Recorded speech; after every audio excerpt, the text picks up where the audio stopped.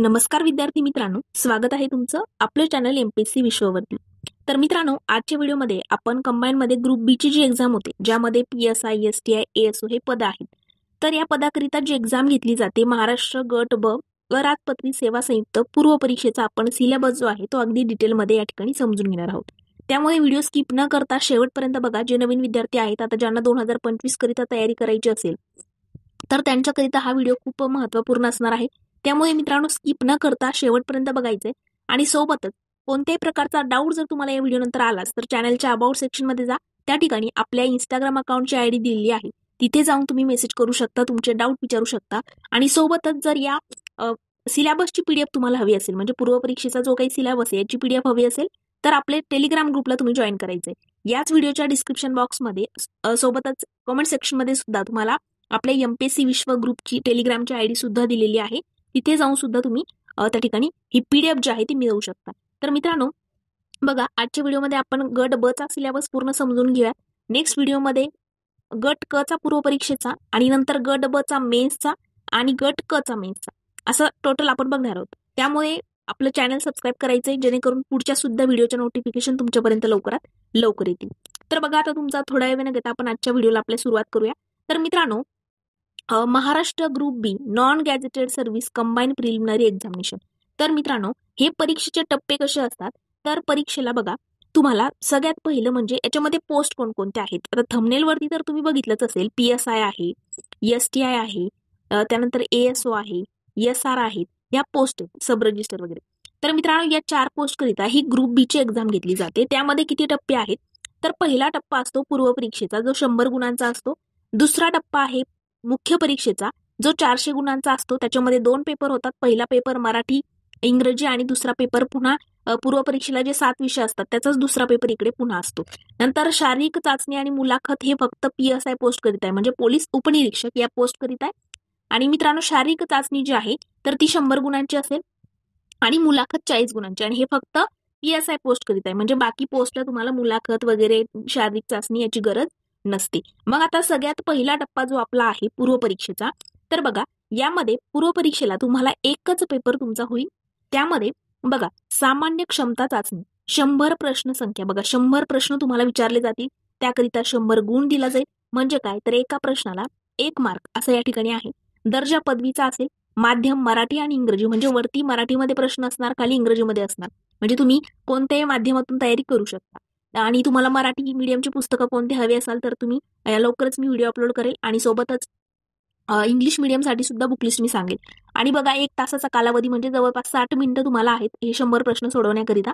आणि वस्तुनिष्ठ बहुपर्याय म्हणजे एमसीक्यूज असेल, मल्टिपल चॉईस क्वेश्चन, म्हणजे वरती प्रश्न असेल, खाली त्याचे 4 ऑप्शन असतील, अशा पद्धतीने तुम्हाला एक्झामचा तो पॅटर्न असेल। आणि सोबतच महत्वाचं म्हणजे नकारात्मक गुणदान, म्हणजे काय, निगेटिव्ह मार्किंग सुद्धा लागू असणार आहे। बघा प्रत्येक चुकीच्या उत्तराकरिता 25% किंवा 1/4 एवढे गुण जे आहे एका गुणामधून त्या ठिकाणी एकूण गुणांमधून वजा किंवा कमी करण्यात येईल। म्हणजे जर तुमचे 4 प्रश्न चुकले तर त्याच्या मागे 1 मार्क कमी होणार, अशा पद्धतीने लक्षात घ्यायचंय।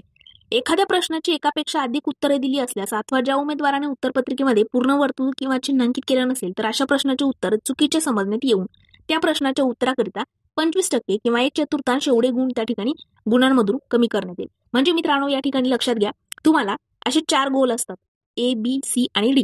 तुम्हाला जर वाटलं की याचं उत्तर बी आहे तर या बी ला तुम्हाला पूर्ण गोल करायचे, अशा पद्धतीने पूर्ण गोल करायचे। जर तुम्ही अशी खूण केली किंवा असं केलं तर हे गृहीत धरलं जाणार नाही, आणि ते गोल पण तुमचं एक ऍक्युरेट आलं पाहिजे, हे लक्षात घ्या। म्हणून तुम्हाला टेस्ट सिरीज लावून OMR शीटवरती प्रॅक्टिस वगैरे ह्या गोष्टी कराव्या लागतात।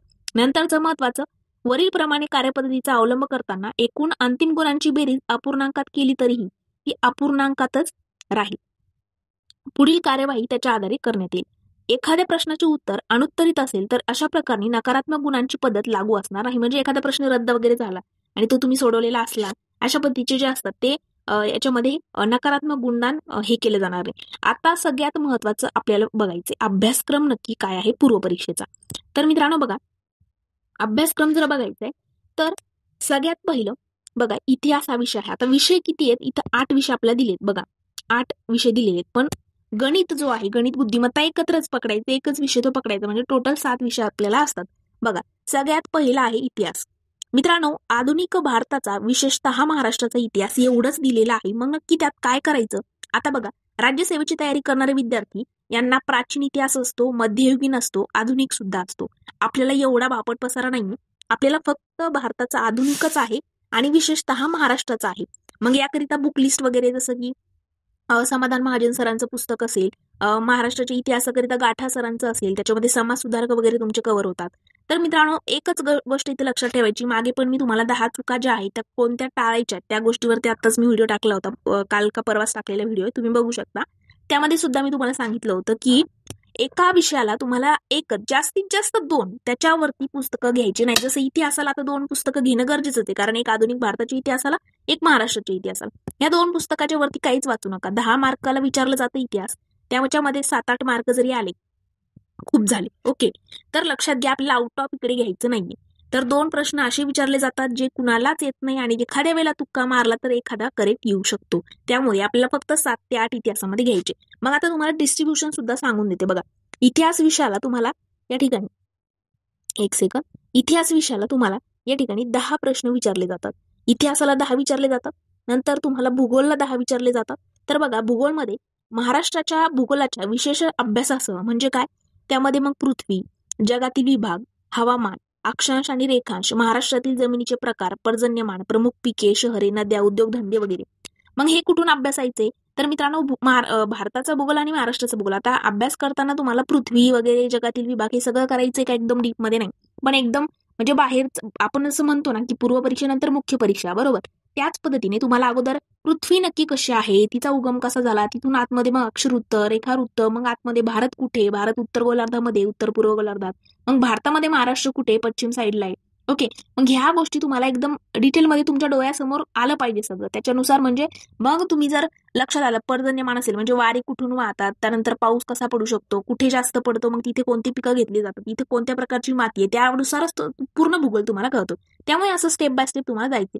मग याकरिता तुम्ही सौदी सरांचं बुक वगैरे यूज करू शकता किंवा दीपस्तंभ अकॅडमीचं. ओके, मग बघा, हे झाले आपले 20 प्रश्न. कोणते 20 प्रश्न झाले? इतिहासाचे 10, भूगोलचे 10. आता पुढचा विषय आहे इकॉनॉमिक्स. इकॉनॉमिक्सला 15 प्रश्न विचारले जातात बघा. तर इकॉनॉमिक्समध्ये तुम्हाला भारतीय अर्थव्यवस्था, शासकीय अर्थव्यवस्था.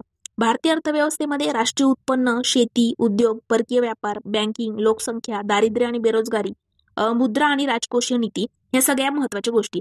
शासकीय अर्थव्यवस्थेमध्ये मग अर्थसंकल्प, मग त्याची प्रक्रिया कशी आहे, अर्थसंकल्प कसा मांडला जातो, कोण मांडते, कोण मांडू शकत नाही, ह्या गोष्टी असतात. लेखा परीक्षण वगैरे याच्यावरती प्रश्न असतात. मग याकरिता तुम्ही रंजन कोळंबे सरांचं बुक असेल, देसले सरांचं बुक असेल. आता याचे फोटोज वगैरे काय आहे, एकदमच नवीन असाल तुम्ही तर मी चॅनलवरती ऑलरेडी बुक लिस्टचा व्हिडिओ टाकलेला आहे, तिथे तुम्ही बघू शकता. नंतरचा चालू घडामोडी एक महत्वाचा विषय आहे. याला पण 15 प्रश्नांचं वेटेज आहे बघा, 15 मार्काचं वेटेज आहे. जागतिक तसेच महाराष्ट्रासह भारतातील चालू घडामोडी. मग याच्याकरिता तुम्ही सिम्प्लिफाईड यूज करा किंवा मग परिक्रमा यूज करा.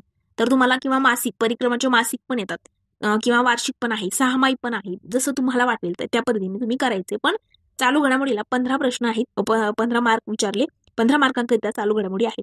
नंतरचा महत्वाचा विषय पॉलिटी म्हणजेच राज्यशास्त्र. राज्यशास्त्राला सुद्धा मित्रांनो 15 प्रश्न विचारले जातात.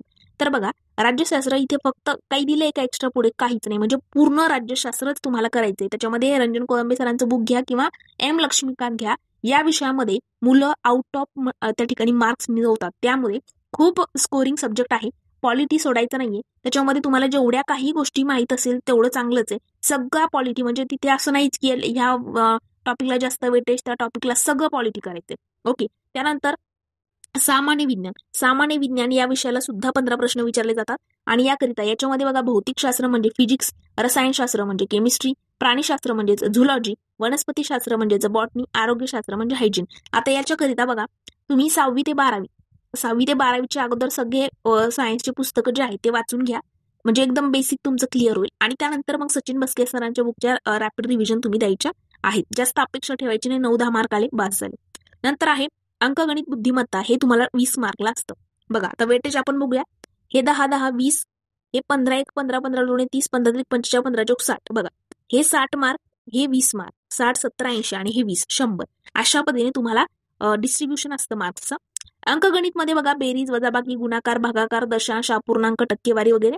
आणि बुद्धिमापन चाचणीमध्ये उमेदवार किती लवकर आणि अचूकपणे विचार करू शकतं हे आजमावण्यासाठीचे प्रश्न असतात. म्हणजे आता एकंदरीत तिथे लक्षात घ्या की तुम्हाला अंकगणित बुद्धिमत्ताला म्हणजे असं काही नाही 20 प्रश्न तर 10 गणिताचे येतील, 10 रिझनिंगचे येतील असं काही नाही. त्यामुळे तिथे मॅथ म्हणून एकच त्या ठिकाणी कन्सिडर करा. 7-8 जे दिलेले ते एकच विषय पकडा. असे म्हणजे पूर्व परीक्षेला एकूण 7 विषय असतात, एवढंच कन्सिडर करायचं आहे.